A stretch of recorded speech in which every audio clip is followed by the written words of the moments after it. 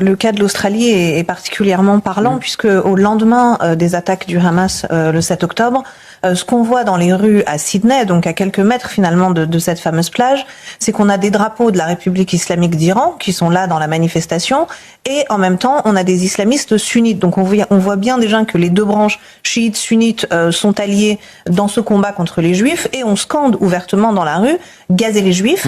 Et surtout cette phrase Khaybar ya Yahoud qui veut clairement, qui fait référence à cet épisode islamique du massacre par leur prophète des juifs. Et donc en fait cette phrase elle est dite aussi bien par les chiites que les sunnites.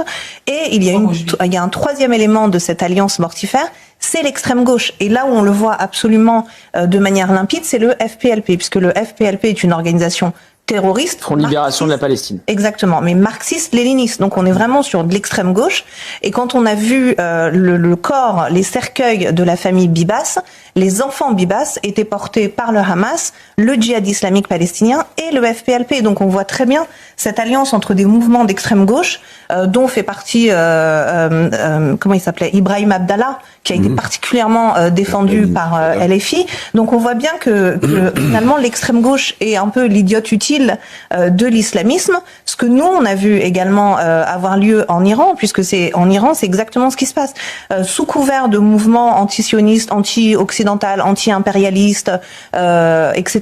Eh bien on a eu une alliance entre les Fédayines, qui étaient des marxistes-léninistes d'extrême gauche, avec les mollahs et les islamistes. Et c'est exactement ce à quoi on assiste aujourd'hui en France également.